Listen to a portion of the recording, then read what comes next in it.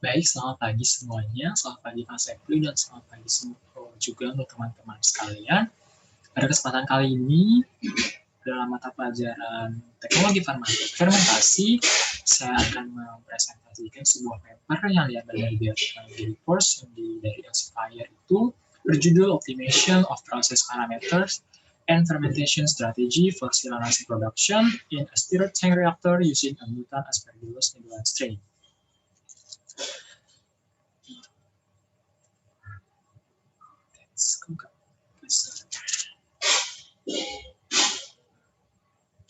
Nah, jadi ada beberapa pertanyaan yang ingin kita gali dalam paper ini.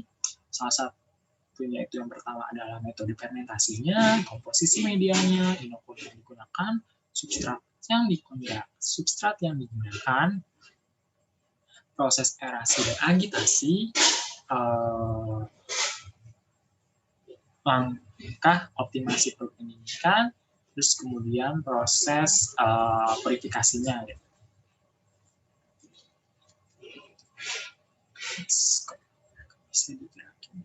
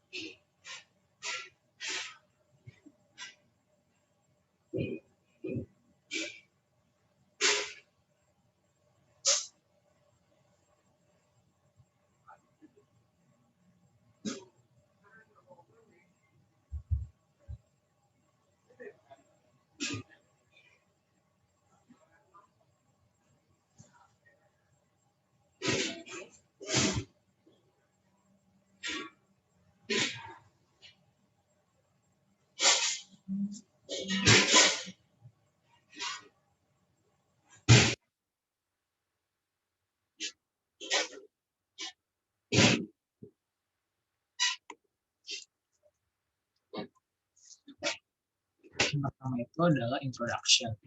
Nah, si introduction itu silanase. Nah, silanase itu kenapa sih diproduksi dari PEPA ini? Kenapa dia ingin mencari tahu parameter empat? Nah, karena silanase ini banyak banget kegunaannya, salah satunya itu untuk pengolahan makanan, dan juga produksi biofil.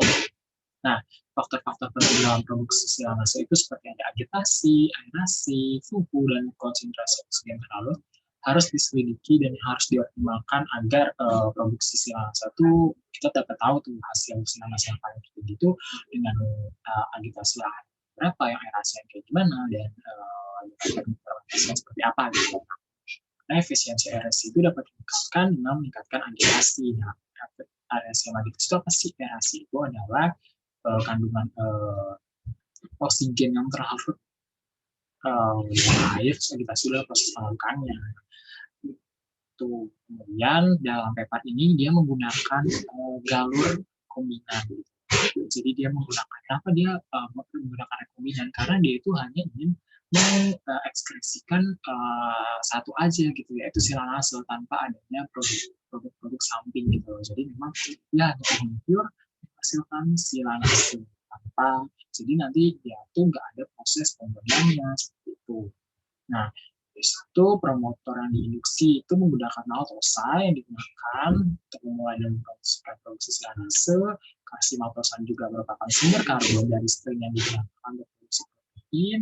Dan dengan demikian, maltosa juga dapat menghambat substrat. Salah satu metode kultivasi sel yang dikembangkan untuk mengatasi penghambatan substrat adalah fermentasi fed batch. Nah, strategi ini memungkinkan nutrisi yang dikontrol sesuai dengan perubahan metabolisme yang dinyatakan sebagai variasi pH, dissolved oksigen, dan konsentrasi substrat dan produk samping.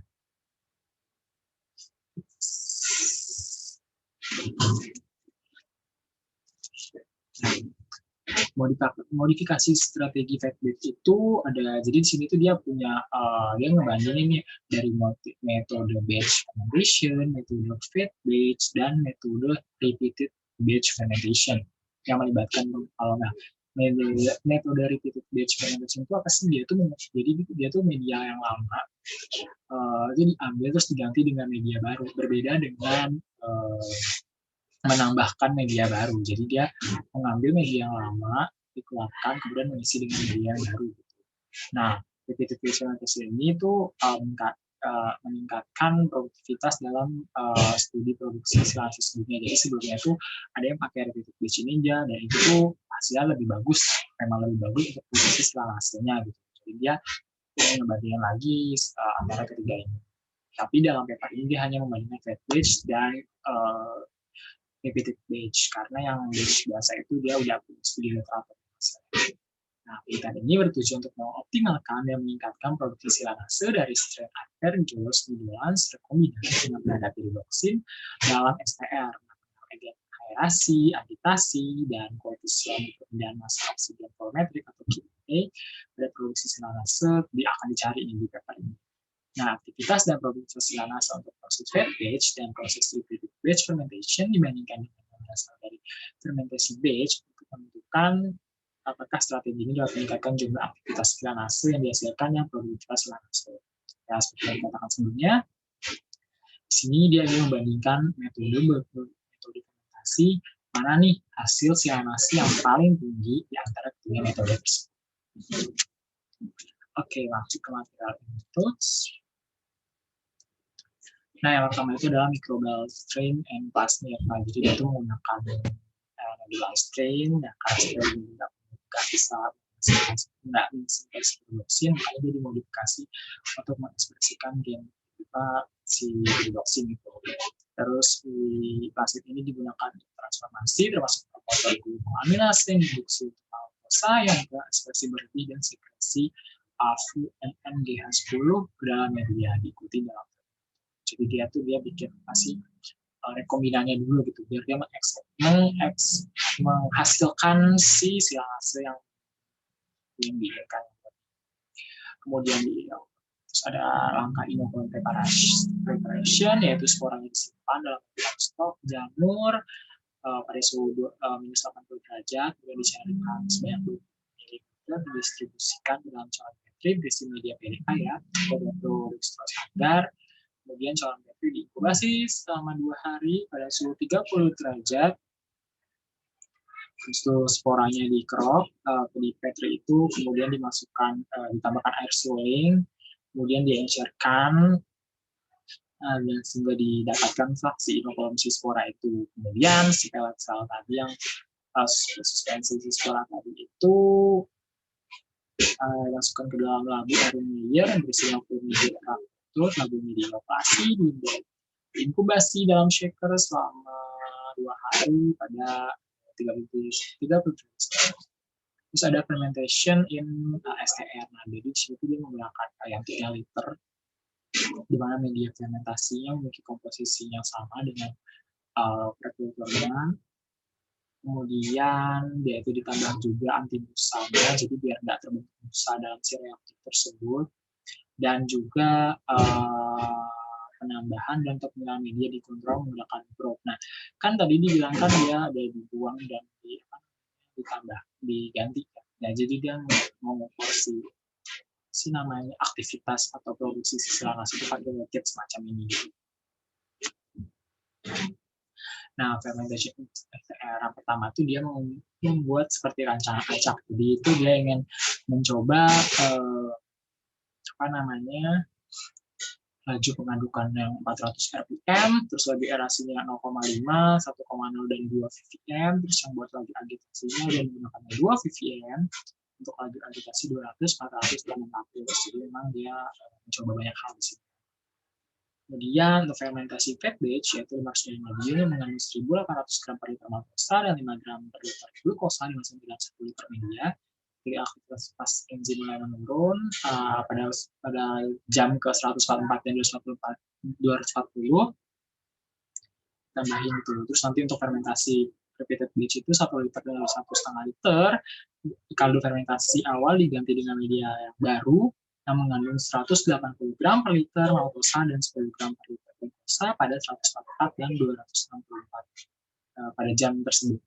Waktu ini karena dipilih karena memang konsentrasi enzim berhenti pada waktu tersebut. Oke, terus kemudian langkah selanjutnya adalah volumetric oxygen coefficient measurement, kemudian ada analytical methods and determination of fermentation parameters. Jadi kan aktivitas silase yang diuji menggunakan silat IUBITS dan semacam metode untuk uji silase itu. Ya, seperti itu. Kita langsung masuk aja ke hasil dan diskusi.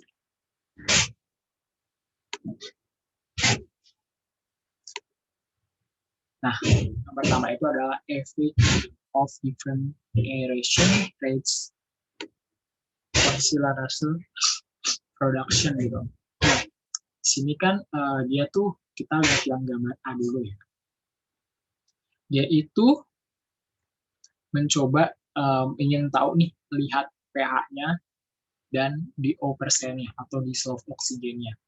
Dan ini rentang waktunya bisa dilihat kan ya 0 sampai 120, kemudian ini adalah yang di grafiknya. Jadi kan karena dia effect of different erasi, jadi dia tuh berbagai macam erasinya gitu. Dari 0,5, 1 ppm hingga 2 ppm. Nah, bisa kita lihat nih ya, yang warna pertama tuh satu dulu. Yang warna biru ini. Yang biru segitiga. Biru segitiga itu yang ini. Nah, bisa kita lihat yang paling kecil dulu deh. Yang biru bulat ini. Bisa dilihat pada pH 4, pada pH, kita lihat pH-nya nih. Pada erasi 0,5 ppm. Bisa kita lihat ya, dia itu stagnan aja. Jadi ya memang itunya segitu-segitu aja gitu. Mungkin hanya ada kenaikan atau penurunan sedikit banget. Jadi nggak terlalu kelihatan banget kalau secara grafik. Cuman kalau memang dilihat dari dari angka viewernya itu dia pasti ada perbedaan. Terus kemudian kita lihat lagi pH yang 21 ppm. Bisa dilihat kan dia sempat naik nih di sekitaran mana? Di sekitaran sinilah ya. Dia tuh agak naik nih, kemudian turun lagi. Begitu juga dengan yang pH-nya 2 ppm. Dia agak naik lagi dan kemudian turun. Nah, jadi kita pada gambaran ini bisa kita lihat pada jam ke-48 ya, 48 itu di sini pH tuh mulai berubah. Tadinya kan 6 kan, dia 6. Kalau yang si 0,5 ppm itu dia 5,89, jadi emang hanya turun sedikit banget. Terus untuk si 1 nih ya, kan dia naik kan tuh, di sini 48 maksud sorry. Dari 48 jam ke 48 bisa dilihat ini ada 7. Kemudian yang 2 ppm dia benar-benar naik di sini jadi 7,54. Jadi bisa dibayangkan kan semakin tinggi aerasinya, semakin pH-nya tuh semakin basah gitu. Kemudian pada akhir fermentasinya itu ya dia kemudian turun lagi ya jadi 0,7, 0,2 dan 0,5. Nah, kemudian kita lihat untuk dissolve oksigennya pada 24 jam pertama. Pada 24 jam pertama itu di sini ya kan bisa dilihat kan nih pH-nya yang tadinya semulanya itu 8. Nah, semulanya itu adalah 100 ya, bisa dilihat bahwa 100 turun nih dia nih. Di sini 100 dia turun nih selama 24 jam, 9%. Ini untuk yang 0,5 ya. Terus yang warna hitam ini bisa kita lihat pada jam ke-24 15%, terus yang 2 ppm itu 26%. Kemudian turun lagi pada jam ke-48 menjadi 3, 1,5 dan 0,3. Bisa kita lihat kan bahwa semakin dia tinggi VVM ya apa VVM apa sih istilahnya, semakin dia tinggi aerasinya berarti dia semakin tinggi kadar oksigennya gitu, zat oksigen terlarutnya gitu. Terus juga apa namanya DO atau dissolved oksigen meningkat selama fase stasioner dan fase kematian menjadi 4, 7 dan 9. Bisa lihat sini dia agak naik lagi kan, karena memang udah nggak ada lagi gitu, udah nggak ada apa namanya funginya tuh udah nggak ada gitu, udah nggak ada, jadi dia nggak membutuhkan oksigen lagi, tapi dia meningkat. Oke, lanjut kita lihat gambar yang B. Yang B itu adalah kita ingin melihat aktivitas silanase dan protein efeknya. Nah, bisa dilihat di sini aktivitas silanase maksimum itu ada 520, 887 dan 1250 unit per mili. Dan konsentrasi proteinnya itu 120, 214 dan 300 mg per mili. Nah, masing-masing diamati 0,5, 1 dan 2 ppm. Bisa dilihat kan ya dari sini. Apa namanya fase yang paling tertinggi nih. Kalau kita ingin melihat yang silanasenya aja, silanase yang 0,5 ppm yang berat, nah dia di sini nih, sekitar di sini. Yang membenarkan ya, bisa dilihat dia sekitar apa namanya silanase 0,5 itu sekitar nih 500-an kan ya. Bisa dilihat nih silanase 0,5 kita lihat yang ke garis biru terus ada bentuk bulat. Bisa lihat sini sekitar 500-an. Kemudian silanase yang 1 ppm juga bisa kita lihat berwarna oranye bulat. Nah, dia agak naik kan, jadi sekitaran 800-an. Benar seperti ini. Kemudian yang satunya juga yang ini lebih tinggi, hampir bahkan 1.200-an ya, 1.250 gitu. Begitu pula juga yang proteinnya. Proteinnya tuh kalau yang 0,5 ini bisa kita lihat di sini warnanya oranye. Kalau warnanya agak kuning ini, yang 0,5 itu dia sekitaran 120 bisa kita lihat kan di sini nih, ya 120 kan. Kemudian juga yang biru juga agak naik dan agak naik. Jadi dapat disimpulkan bahwa semakin besar aerasinya, bahwa semakin baik produksi silanasenya. Oleh karena itu dipilihlah 2 ppm. Oke, kita lanjut lagi. Untuk maltosa dan glukosa, nah ini tuh residunya nih, residu atau substrat yang tidak terpakai. Dia ingin menghitung apa sih sisa-sisa substratnya itu. Nah, jumlah sisa maltosa pada akhir fermentasi itu tuh turun ya, terus dengan meningkatnya laju aerasi, terus sedangkan glukosanya itu ya meningkat gitu. Bisa dilihat dari sini sisa maltosa lah ya, dia itu agak naik turun seperti itu kan.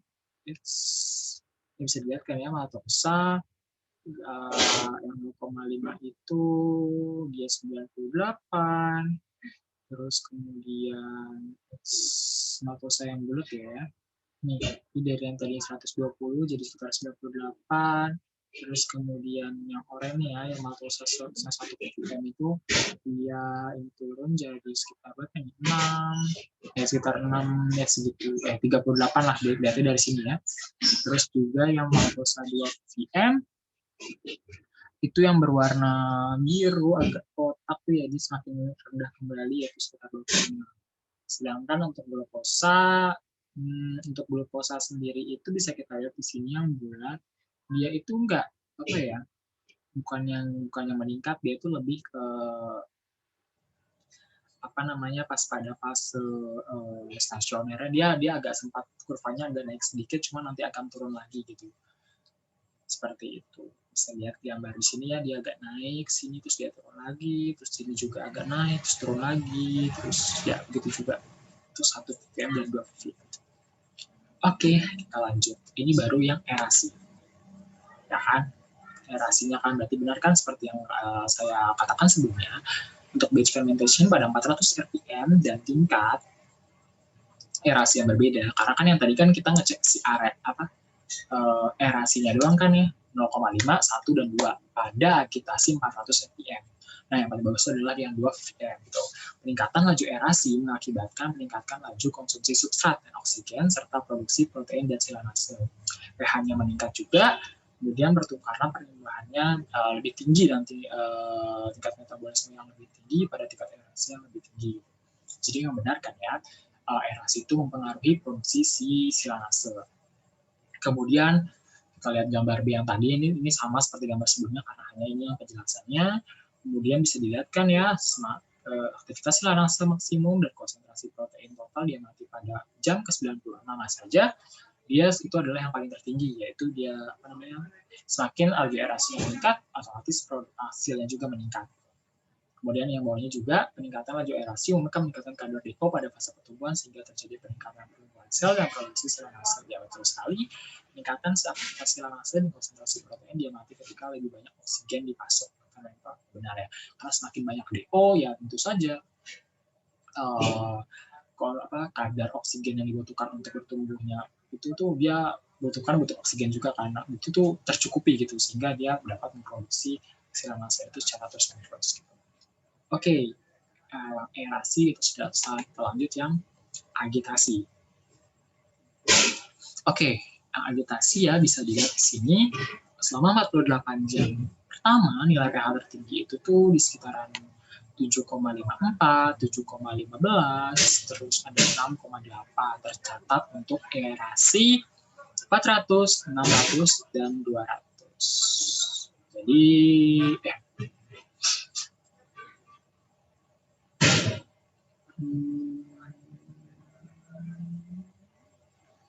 ya betul. Nah, pas pada akhir fermentasi, nilai pH-nya tuh ada 5,93, 6,5, dan 6,17. Kita bisa lihat di sini ya. Itu lihat garis yang ini nih. Terus juga ya ini bisa dilihat. Nah, di sini dia bilang yang paling bagus itu adalah bukan paling bagus ya, yang paling pada pengadukan kan nih bisa lihat dari sini. Pada 200 dia 5,93, pada 400 dia 6,5, pada 600 dia turun lagi jadi 6,17. Itu mengakibatkan bahwa karena semakin kencang si agitasi itu, nanti miseliumnya si fungnya tadi itu agak akan hancur gitu, jadi agak rusak, jadi jelek gitu. Makanya kenapa pada sebelumnya, yang pada slide-slide sebelumnya, dia menggunakan agitasi 400 rpm, kan, untuk mencari aerasi yang paling cocok gitu. Makanya dia pakainya yang 400. Nah, di sini kan kita sudah bisa dapat ya kan jawabannya bahwa dia itu yang baik itu adalah 400. Terus kalau untuk yang dislot oksigen pada 24 jam itu meningkat dengan meningkatnya kecepatan agitasi. Itu betul-betul sekali. Selama 24 jam pertama itu pertama dia 18, 26, 39, 200, 400, dan 100 rpm. Dari 24 hingga 48 jam DO-nya tuh DO persennya menurun menjadi 4, terus 0,3 dan 2% untuk masing-masing 200 ppm. Kemudian dari 48 hingga akhir fermentasi, DO persennya meningkat menjadi 6,912 dan 246 ppm. Jadi DO-nya bisa dilihat di sini ya. Untuk yang persen-persennya itu bisa dilihat di sini. Nah, terus kita lihat gambar yang B-nya. Ada kecepatan pengadukan 400 rpm. Kan kita udah dapat nih 400 rpm ya kan? Yang paling bagus dari 400 rpm kali selanjutnya itu pas dia nguji silanase dan si protein ini, itu dia pakai 400 rpm. Nah, terus dan itu hasilnya maksimum kan, bisa ketahuan kan? Nih, 400 rpm, dia itu sekitar 1250 dan konsentrasi maksimumnya itu 300 mg. Jadi memang si 400 rpm ini memang cocok gitu untuk si produksi silanase dan proteinnya. Nah, bisa dilihat enzim yang terendah itu pada 200 rpm karena semakin dia kecil, semakin kecil rpm-nya atau agitasinya, justru media atau yang dalam reteng itu tuh dia jadi kental, jadi viskositas gitu. Jadi kan agak sulit kan untuk diaduk. Makanya terlalu lambat juga jelek, terlalu panjang juga jelek. Jadi memang kita harus mencari suatu perputarannya itu lebih optimal gitu. Kemudian kita kembali ke gambaran C. Konsumsi seperti sebelumnya juga, konsentrasi substrat yang sisa-sisa pada akhir fermentasi itu ada 39, 26, dan 33 pada 200, 400, dan 600. Bisa kita lihat ya kan bahwa 400 itu yang paling baik karena dia yang paling kecil substrat atau sisanya. Ya kan? Make sense kan ya? Karena kan tadi kita udah coba nih 200, 400, 600, yang paling bagus 400. Ya berarti kan karena dia menghasilkan silanase dan protein yang tertinggi, otomatis dia residunya harus paling rendah. Oke, berarti benar. Berarti dia bagusnya 400. Oke, kita lanjut ke slide selanjutnya. Kemudian ini sama seperti sebelumnya, hanya untuk penjelasannya saja. Karena itu agitasi merupakan parameter yang paling vital untuk fermentasi yang dilakukan di STR karena mengontrol transfer oksigen, panas, dan nutrisi dari medium ke sel mikroorganisme, terus memecah udara menjadi gelembung kecil dan meningkatkan kontak gas cair dan mencegah miselia dari menggumpal, ya kan? Dia mencegah miselia menggumpal, terus kemudian rusak. Terus untuk gambar B juga ya kan, peningkatan kecepatan dari 400 menjadi 600 menurunkan konsentrasi produksi silanase dan protein karena dia menyebabkan kerusakan miselium karena kalau misalnya terlalu kencang sehingga dia menurunkan pertumbuhan miselium dan produksi si enzim itu. Terus penurunan laju agitasi juga dia juga dapat menyebabkan viskositas media meningkat seperti yang saya katakan sebelumnya. Karena kalau misalnya dia terlalu sebentar atau terlalu pelan, agitasinya juga dia nggak baik. Jadi memang kita harus mencari semua proses agitasinya yang sangat tepat. Gitu. Terus yang gambar C, ini sama sih seperti sebelumnya. Yang pasti agitasi itu juga mempengaruhi residu substrat kan. Kita mau cari tahu nih, mana yang paling baik. Kalau misalnya kita dapet yang baik, berarti dia residunya bakalan yang paling sedikit. Seperti itu. Bisa dilihat ya di sini,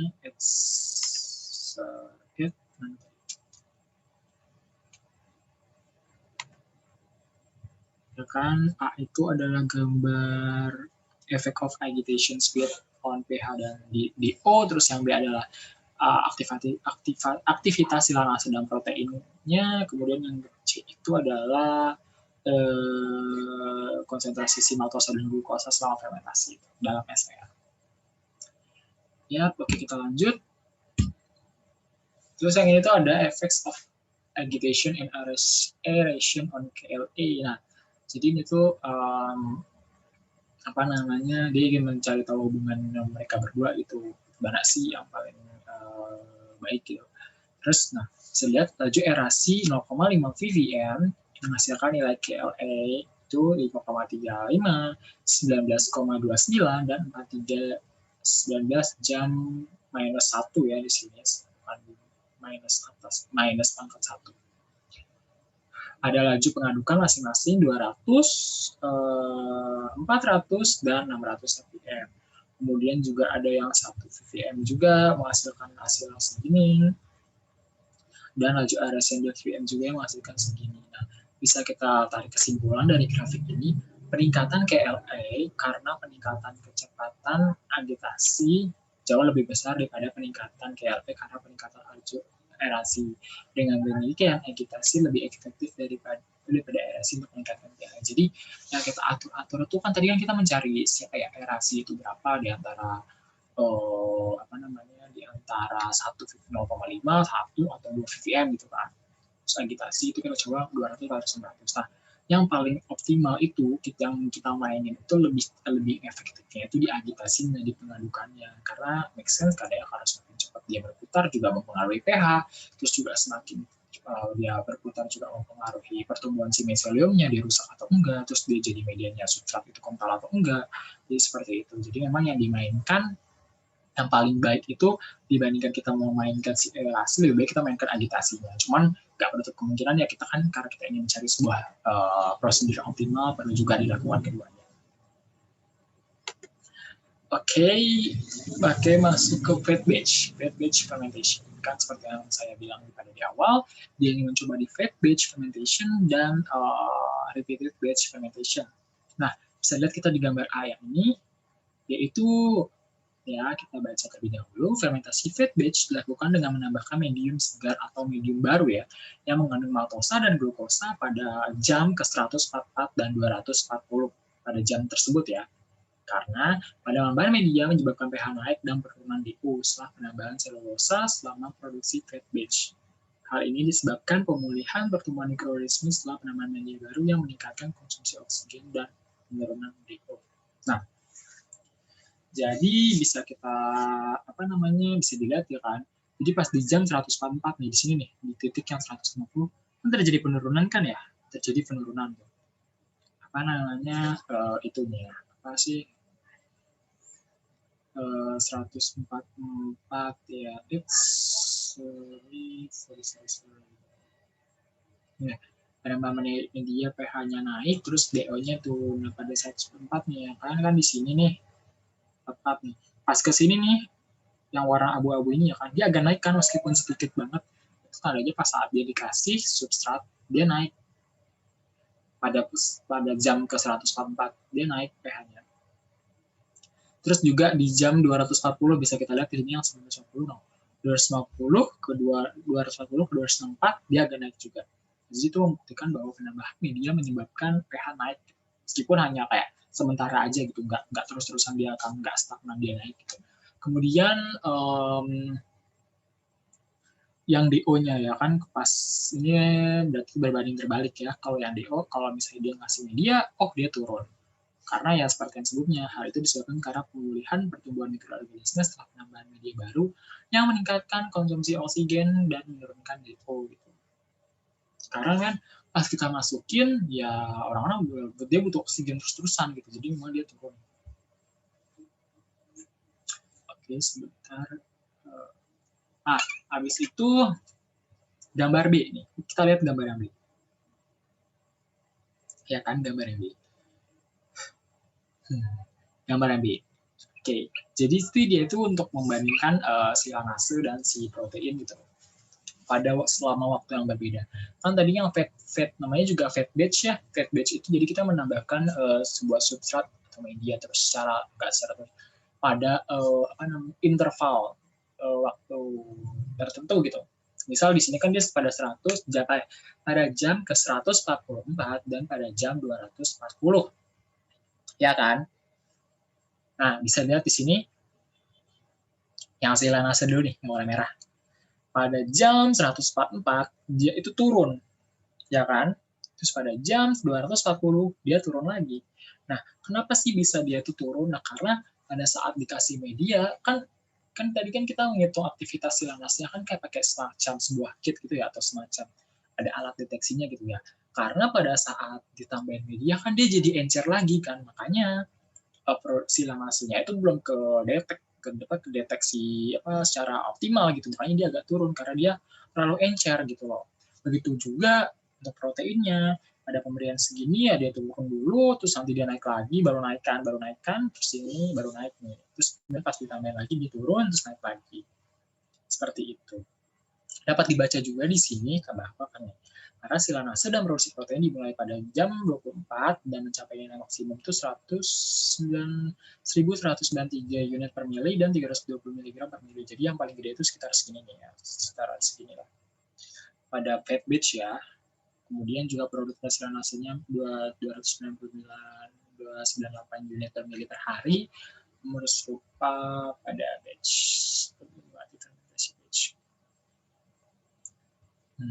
Yaitu menghasilkan produktivitas silanase tertinggi itu 327. Ingat ya, untuk fat batch. Fat batch itu dia paling tertingginya 327 unit per mili per hari dari jam ke-96 hingga ke 192 jam. Ya, bisa dilihat di sini. Karena pada saat dia dikasih media, dia agak encer karena memang belum terdeteksi sepenuhnya. Oke, kita lanjutnya ke gambar C di next slide. Oke, sekarang yang C. Konsentrasi maltosa dan glukosa. Nah, kenapa konsentrasi maltosa itu menurun yang tadinya ada 1.200 gram per liter menjadi 15 pada jam ke 100 berapa ini? Ke 120 ya ke maltosa. Nah, dia turun terus kemudian pada saat kita tambahin lagi nih. Pas kita tambahin lagi kan tadi kan dia turun di 120 kan. Terus pas dikasih media lagi di jam 144 dia naik lagi nih. Maltosanya ya make sense dong karena kita kan masukin medium segar jadi ya apa namanya ya bertambah maltosanya gitu kan kita masukin tadi kan tadi udah kita masukin ya terus pas kan karena residu sisa tadi kita tambahin yang baru ya tentu saja dia bakalan naik kan terus tapi nanti dia bakalan turun lagi karena memang sudah terpakai gitu mereka sedang memproduksi si enzim tadi ya memproduksi si silanase dan protein tadi gitu terus berlaku juga sama glukosa dia turun kan di makin lama dia makin turun pas di jam ke 144 dia naik lagi terus kemudian ya naik terus nanti dia turun lagi terus pas di jam 200 ke jam berapa ya 216 ya pada jam 219 nah dia naik lagi terus nanti dia turun lagi ya itu benar-benar masuk akal sekali karena pada maltosa glukosa pada sebelum penambahan media tentu aja dia bakal bertambah dong karena memang kita sudah menambahkan substrat namanya juga menambahkan media gitu. Jadi ya konsentrasinya bertinggi gitu. Oke, kita lanjut lagi. Nah, kalau ini yang repeated batch fermentation. Sebenarnya ini hampir mirip dengan yang sebelumnya, hanya caranya saja yang berbeda. Karena kalau yang fat batch kita menambahkan apa ya istilah fat batch itu kan menambahkan substrat. Jadi kayak kita udah nambahin substrat di jam segini. Nanti di beberapa jam kemudian atau beberapa puluh jam kemudian kita tambahin lagi nih substrat. Nah, jadi substrat itu bakalan lama bakal naik. Jadi tanker atau si reaktor itu bakalan full gitu. Berbeda dengan si repeated batch fermentation. Yaitu media yang lamanya itu dibuang, terus pasti udah diambil kan ya itunya si silanasenya. Nah, terus diganti yang baru gitu. Jadi memang berbedanya repeated batch fermentation itu seperti itu gitu. Jadi sebenarnya sih sama saja dalam secara grafik pun mereka nggak jauh beda. Mungkin hanya angkanya ya, karena statement di awal kan lebih dikatakan bahwa repeated batch fermentation itu lebih baik. Makanya nih, kita ingin mencari tahu benar nggak sih dia itu memang baik. Nah, bisa dilihat ya di gambar B nih ya, kita masuk ke gambar B saja. Menghasilkan produktivitas silanase sebesar 373 dari 144 jam menjadi dari 144 hingga 216. Ya kan, di sini 373 unit per mili per hari. Jika kita bandingkan dengan yang fat batch, hanya 327. Di sini 373. Dikatakan kan bahwa teknik ini itu meningkatkan hasil produksi silanase gitu, menggunakan repeated batch fermentation. Ya kan, bisa dilihat kan nih pH-nya kan dia naik turun, terus ini juga siang. DO-nya juga agak naik, terus turun. Jadi sebenarnya sama seperti yang sebelumnya. Nambahan media menyebabkan naik, terus juga terus nambah media pH naik, tapi konsentrasi oksigen turun. Keuntungannya dengan teknik itu ya pertama hasilnya lebih bagus, lebih ditingkatkan, dapat lebih baik, terus juga hemat biaya juga. Ya kan, bisa diambil kesimpulan kan ya dari sini. Dia pada saat kasih media turun. Tapi karena memang dia encer kan ya. Nanti dia naik lagi, terus nanti kasih media turun lagi. Ya seperti itu. Dapat dipahami, teman-teman. Oke, kita lanjut. Untuk yang C-nya ya, sebenarnya yang C juga sama saja seperti sebelumnya. Jadi konsentrasi maltosa tuh turun pada saat pas kita mau ngasih media, yang maltosa bakalan naik gitu loh. Kan kita mau ngasih ini ke jam berapa ya? Sini itu dia jam ke 1.44 no. Kan? Jam 1.44 dan jam 2.64 ya. Jadi pada di titik-titik tertentu pada saat penambahan substrat atau media, mereka itu naik ya karena apa ya? Make sense kalau kita kan masuk ke media otomatis. Maltosa dan glukosa juga bertambah seperti itu. Terus kalau misalnya nanti kenapa dia tuh kurvanya turun ya karena memang sudah terpakai untuk produksi sisiranase tersebut gitu loh. Kan dapat dipahami kan? Nah, oke, kita lanjut ke bagian sini. Nah, ini tuh comparison of silanase production by Aspergillus nigricans in ester operated in different modes. Nah, jadi di situ dibandingkan dari batch, dari fed batch, dan repeated batch. Nah, batch. Di sini dia nggak menggunakan batch ya, jadi di sini dia itu hanya berdasarkan dia pakai batch waktu paskerasi. Jadi pas bisa lihat nih batch-nya dari 0 sampai jam ke 96 hasilnya itu segini nih 1250 dengan enzim productivity-nya segini 313. Terus yang fed batch bisa kita lihat di 96 jam pertama hasilnya lebih bagus kan 327.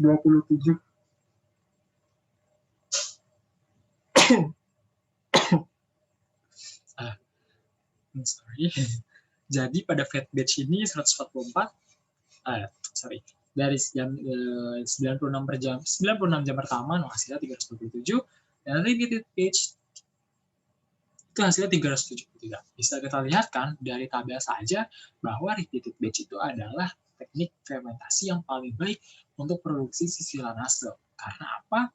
Ya karena hasilnya lebih tinggi dibandingkan dengan batch dan feed batch gitu. Jadi ya makanya dia pakai sih, kenapa dia ingin coba beberapa teknik metode fermentasi. Jadi yang paling bagus adalah repeated batch. Nah, terus nih kita compare lagi nih, ada lagi yang menarik. Kita mengcompare beberapa mikroorganisme yang menghasilkan silanase.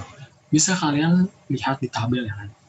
Aspergillus nigricans hasilnya itu segini, 1571373 yang kita studi yang sedang dilakukan. Bisa dibayangkan dengan Aspergillus yang lainnya, yang Niger KKS, terus yang Bacillus, ada yang Pichia, dengan pada metodenya STR juga ya kan. Terus, tapi dengan metode fermentasinya berbeda-beda. Ada yang batch, ada yang feed batch, continuous feed batch. Paling bagus adalah repeated batch menggunakan Aspergillus nigricans. Karena ya salah satu keuntungan si Aspergillus nigricans itu ini kan rekombinan kan. Kita sudah membuat sedemikian rupa agar si Aspergillus hanya menghasilkan si silanase gitu. Makanya hasilnya itu tinggi sehingga tidak menimbulkan produk samping lebih tepatnya sisa produknya. Jadi memang tidak menghasilkan produk sampingan sehingga dia itu kemurannya tinggi gitu. Karena kalau misalnya dia menghasilkan produk sampingan itu kan jadi nggak murni dong. Jadi memang ini bagus banget Aspergillus nigricans untuk produksi silanase enzim. Oke, sebelum kita masuk conclusion, kita coba jawab yuk pertanyaan-pertanyaan yang di awal tadi. Nah, metode fermentasi yang digunakan apa?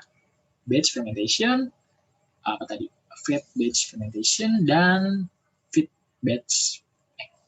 repeated batch fermentation. Nah, yang paling bagus apa? Repeated batch fermentation. Terus komposisi media dan substrat yang digunakan ya. Tadi kan kita ingin menambahkan substrat itu ya, glukosa dan maltosa gitu. Itu sih yang sumber mereka si itu tuh mikroorganisme itu tumbuh. Inokulumnya pakai apa? Kita pakai si Aspergillus nigricans yang rekombinan ya kan. Terus proses aerasi dan agitasinya seperti yang sudah kita telah atau kita telusuri mana sih yang paling baik gitu. Yang paling baik itu adalah aerasi 2 ppm ya kan, dan agitasi yang 400 ppm. Karena memang tadi yang seperti dibilang sebelumnya, kalau terlalu rendah dia itu terlalu kental jadi jelek, terus kalau terlalu cepat dia juga rusak miseliumnya, jadi emang agak sulit. jelek pertumbuhannya. Terus yang VVM juga kita udah mendapat hasilnya itu semakin tinggi aerasi, semakin tinggi juga dissolve oksigen, dan semakin baik juga untuk pertumbuhan atau produksi silangan sel. Oke. Langkah optimasi produk diinginkan ya. Langkah optimasi yang mereka lakukan tuh ya seperti yang tadi, mereka mencari mana sih aerasi yang tepat yang bagus itu berapa, terus agitasi yang tepat itu berapa, terus fat batch itu bagus enggak, terus repeated batch fermentasi itu bagus enggak, makanya ditempatkan lah yang bagus untuk repeated batch. Proses verifikasi produk yang dilakukan peneliti, dia tidak melakukan verifikasi dalam paper ini ya, karena dia itu produknya langsung murni karena nggak ada produk samping. Cuman mungkin untuk proses pemurniannya mungkin untuk memisahkan hasil-hasil residu substrat sebelumnya kali ya. Itu yang belum ada di paper ini. Oke, kita masuk ke conclusion atau yang terakhir. Transfer oksigen ke dalam sel mikroba selama bioproses aerobik sangat mempengaruhi pembentukan produk dalam mempengaruhi laju metabolisme, tentu saja kan ya. Karena dalam STR itu ada dua faktor utama, yaitu aerasi dan agitasi yang mempengaruhi laju transfer oksigen. Oleh karena itu kita sangat penting banget mempertimbangkan faktor-faktor ini gitu. Nah, terus kan ditunjukkan bahwa KLA tinggi lebih disukai untuk produksi enzim, ya kan? Tapi kecepatan peregulan oksigen memiliki efek berbahaya pada produksi enzim. Makanya jadi KLA itu atau kecepatannya terlalu tinggi juga nggak baik untuk produksi enzim silanase gitu. Nah, untuk menghasilkan silanase yang terbaik pada paper ini yaitu dia tersebesar agitasi 400 rpm, laju aerasi 2 ppm dan QS sebesar 38,6 gitu. Terus kemudian menggunakan pitch batch dan strategi cultivated cell batch berulang atau repeated batch untuk membatasi pengambilan substrat meningkatkan produktivitas silanase dibandingkan dengan batch yang biasa ya. Itu kan bisa dilihat di hasil kesimpulan akhirnya produksi silanase meningkat dari 309 nih ya. 309 itu yang batch nih, terus menjadi 327. 327 itu yang fit batch nih. Kita coba lagi dengan yang repeated batch, yaitu 373. Jadi teknik ini sangat baik untuk produksi silanase. Nah, oleh karena itu, paper ini menunjukkan bahwa peningkatan aerasi dan agitasi dikombinasikan dengan metode repeated batch ini meningkatkan produksi silanase dari strain Aspergillus nidolam rekombinant. Terima kasih atas perhatiannya. Semoga ilmu ini bermanfaat. Terima kasih untuk Pak Sepri atas 1 semesternya dan teman-teman sekalian. Terima kasih. Sampai jumpa.